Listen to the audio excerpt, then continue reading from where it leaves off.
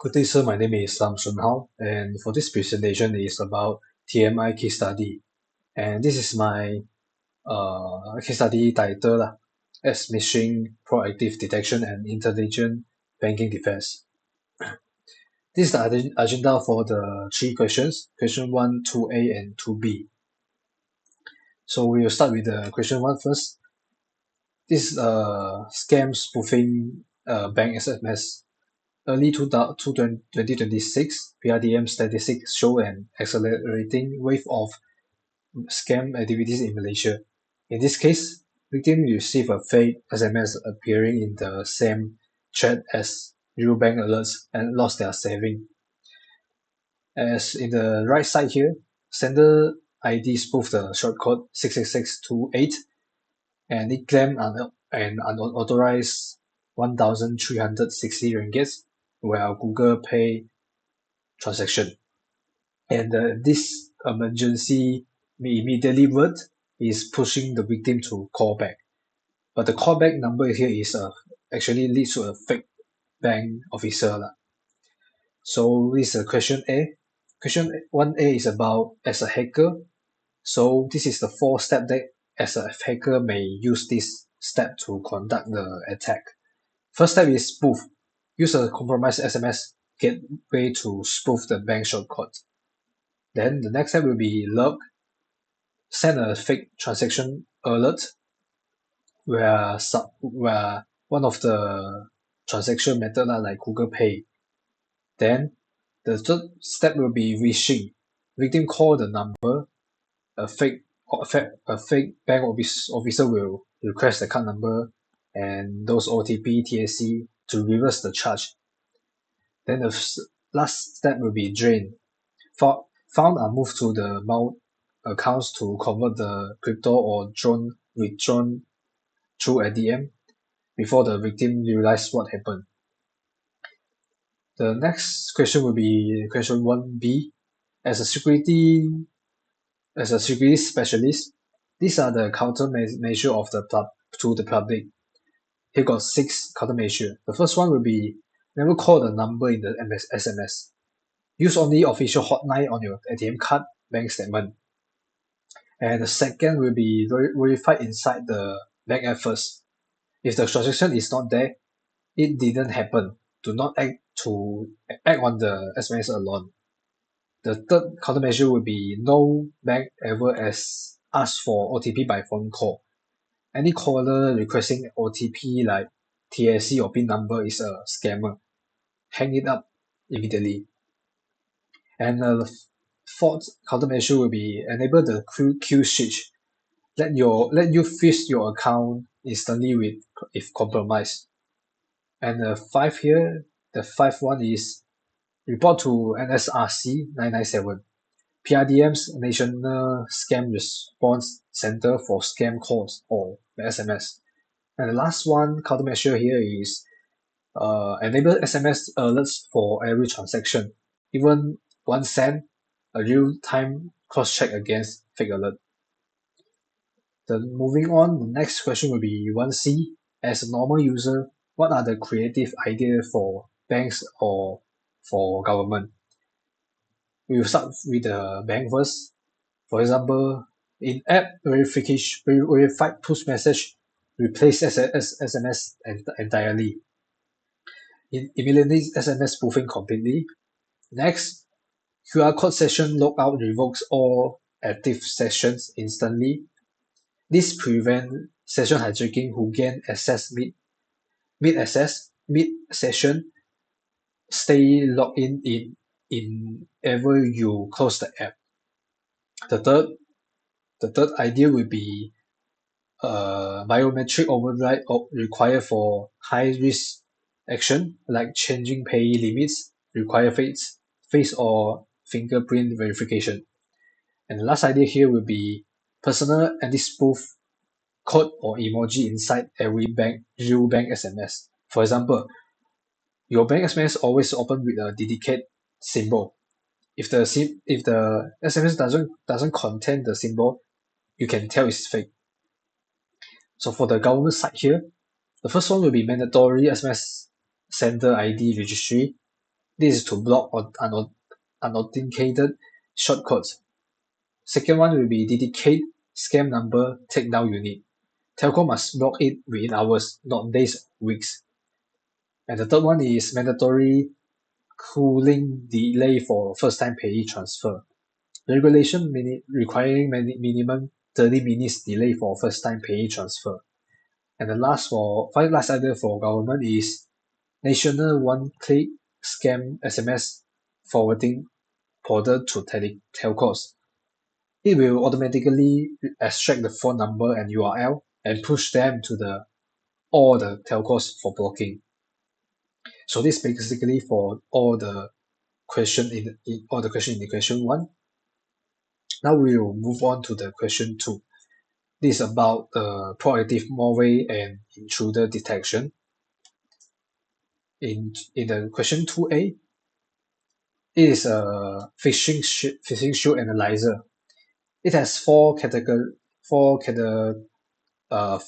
characteristics, including client-side only, weight scoring engine, dual path analysis, and instant classification reports. Why this matter? Because target Malaysia smishing wave directly. Scammer spoof bank shortcode to send fake alerts. And this zero cost and zero install, meaning that any member of the public can verify the suspicious message in seconds before calling back. The third one will be designed as a complement to the question one countermeasure to turn never call the number into a self-checkable action. So this is the analyzer engine design.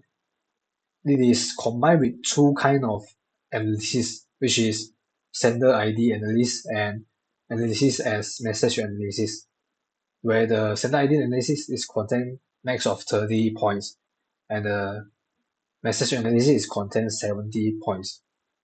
So for the sender ID, it got 4 rules, including shortcode, spoofing, mobile number sender, a free email domain, and so on. And for the message analysis, it got eight rules, including reaching callback number, urgency wording, unauthorized transaction claim, suspicious URLs, and so on. So the combination will be 100 points, 30 plus 70. So the 0 to 30 is mean by the risk is safe. It's considered as safe. From the point from 31 to 60 is considered as suspicious. And the 61 to 100 points will be considered as malicious.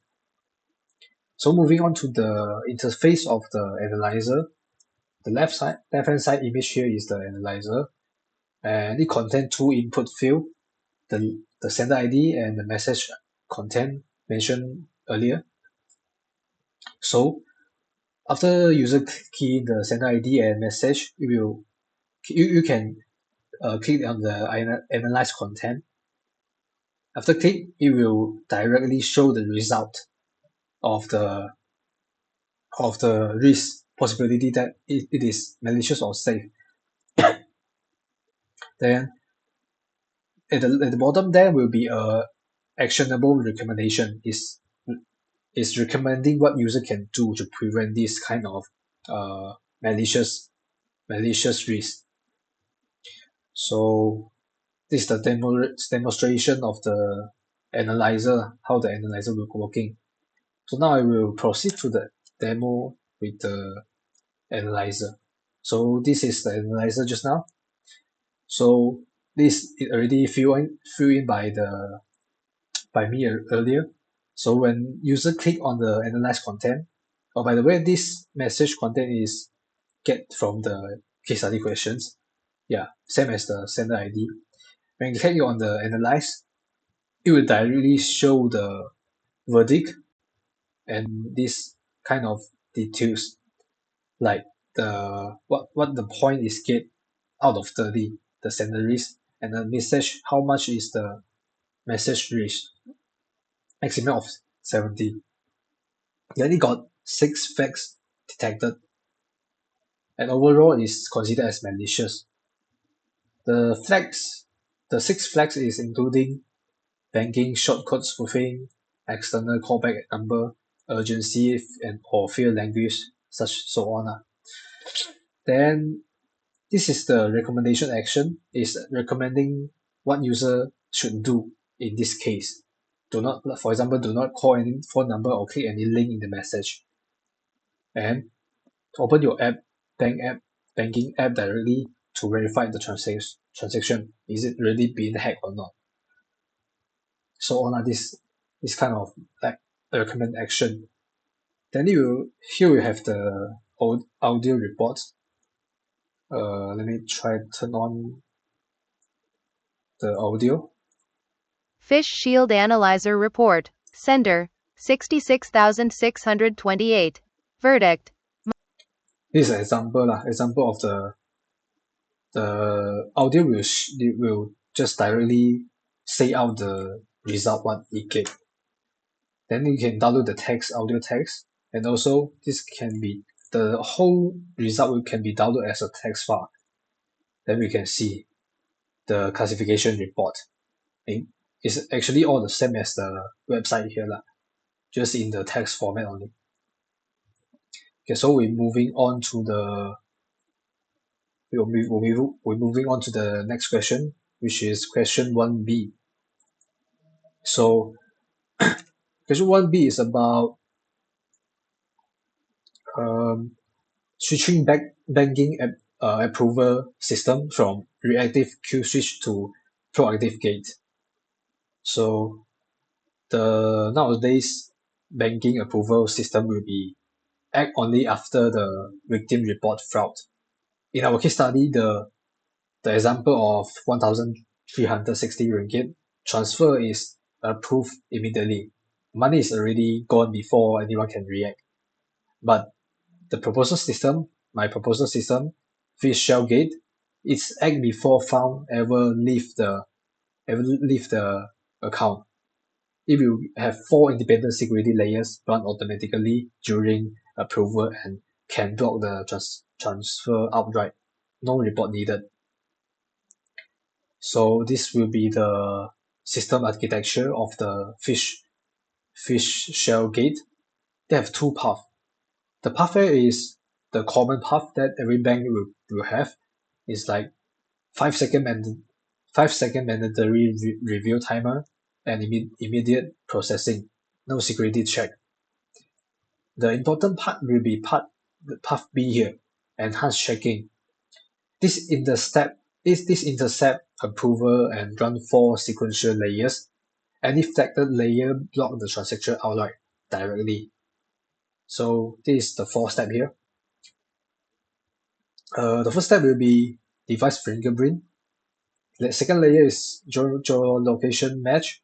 Third layer will be biometric verification. Fourth layer is transaction patterns. So moving on, we have the how these 4 layers works. So whenever user go to this enhanced checking section, it will direct check on these 4 layers one by one. So for example, the fingerprint is true, is always true. Then the second will be geolocation match, which it match with the register location and compare with the current location of the receiver. For example, geolocation flags a mismatch. The current location of the receiver is Jakarta. Then his register location will be in Kuala Lumpur. So this conflict, so it will flag this kind of section. The third one will be biometric verification. It is just matched with the is it really the recipient face? Okay, it's passed. And layer 4 will be transaction patterns. So these transaction patterns will be depends on the uh, victim. So usually this victim is typical transaction will be 100 to 150 ringgit only, and usually it's in daytime, 12 p.m. to 6 p.m. But if the victim got hacked, so it will show, oh, this amount is too large compared to the typical one, because usually the user is transferring only 100 to 150 ringgit, but this time it transfer 1000 1030 and 1360 ringgit. It's time 9 times typical from the typical transaction, and the receiver is a new payee, and also the time is unusual. Usually the user is transferred between 12 p.m. to 6 p.m. So this section also flagged, and the final result will be blocked because it got two section is flagged.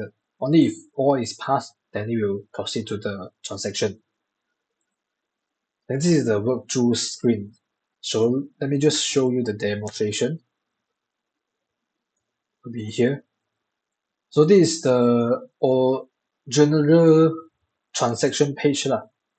So we will have showing what account of the payee name, account number, what bank, and then the total amount and the date here. So if user click approve, it will just go to the enhanced check. Then enhanced check will proceed one by one. Device fingerprint, geolocation matching, biometric verification. We will have to scan the victim face. And the last will be the transaction analysis. So this is matched with the question just now. It's two flagged here. You can see not in register location, so it got flagged. And for this one,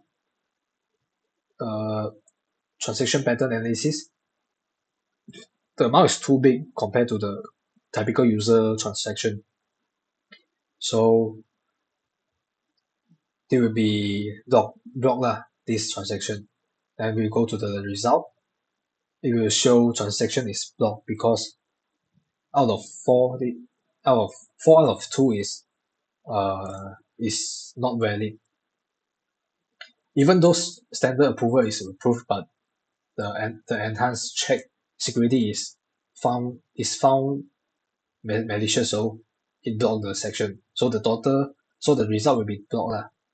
Then we will have the report button that we can also download the text file for the classification report. Like it's actually same with the last one lah. It's a report for user to review.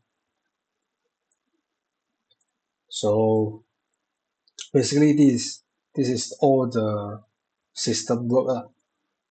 So I think that's all for my presentation. Thank you.